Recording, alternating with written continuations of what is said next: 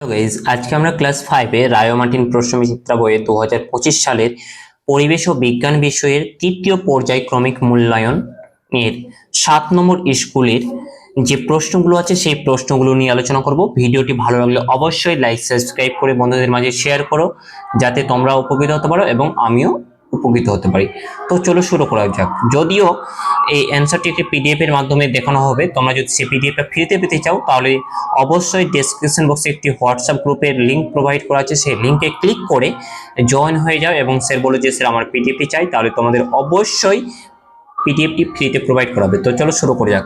তাহলে আমরা পিডিএফটি নিয়ে চলে আসি, আমি বইটা বন্ধ করে চলে আসি। 1 নম্বর প্রশ্ন কি আছে, একটি নরম কাণ্ডের গাছ হলো অপশন কলা। তো চলো শুরু করা যাক। দেখো তাহলে অবশ্যই দেখতে পাওয়া যাচ্ছে।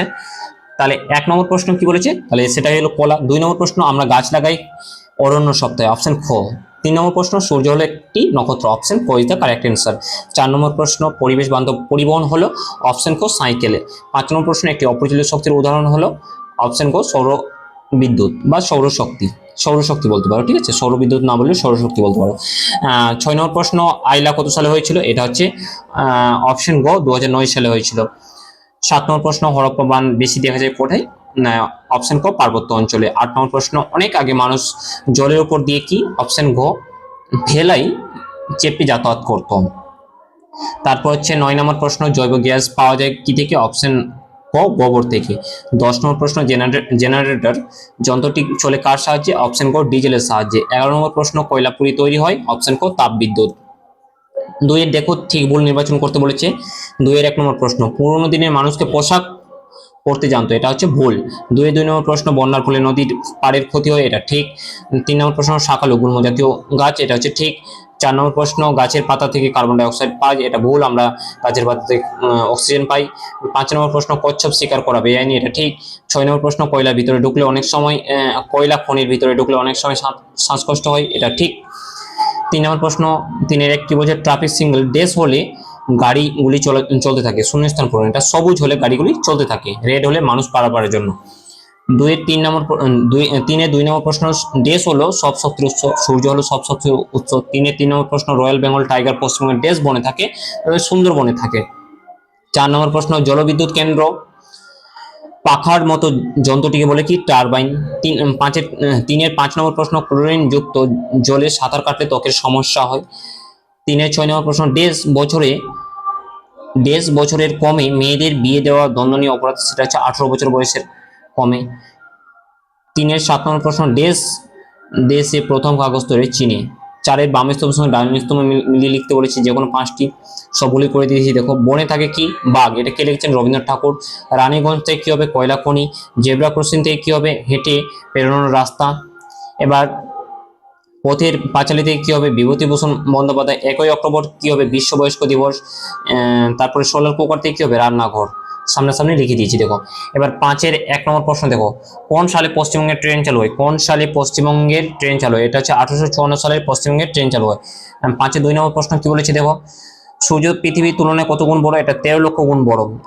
5 এর 3 নম্বর প্রশ্ন সৌরজগতের বৃহত্তম গ্রহের নাম কি, এটা হচ্ছে বৃহস্পতি।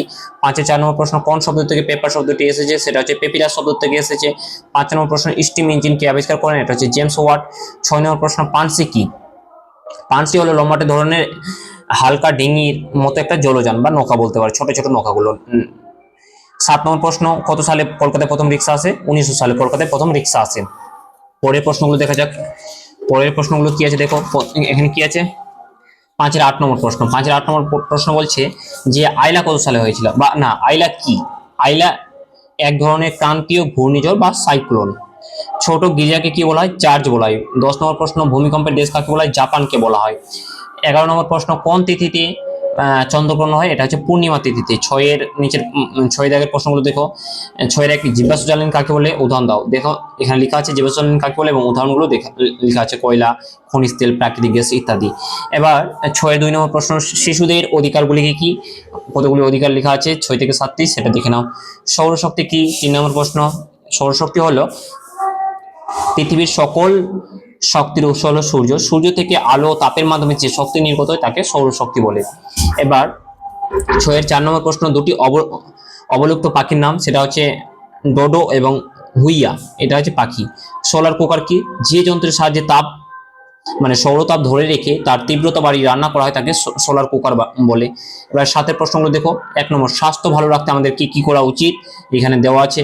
সূর্যগ্রহণ ছবি আঁকো বলেছে, তাহলে সূর্যগ্রহণের ছবিটা এখানে এঁকে দেওয়া আছে, দেখে নাও। এবার সাথে 2 নম্বর প্রশ্ন কি হচ্ছে, ভূমিকম্পের ফলে কি কি সমস্যা হতে পারে? এই যে এইটুকু দেওয়া আছে, দেখে নাও।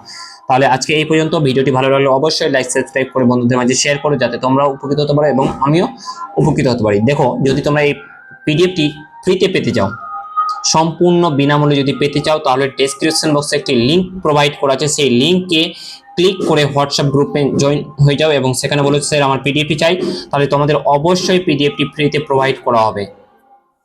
ঠিক আছে, তাহলে আজকে এখানেই।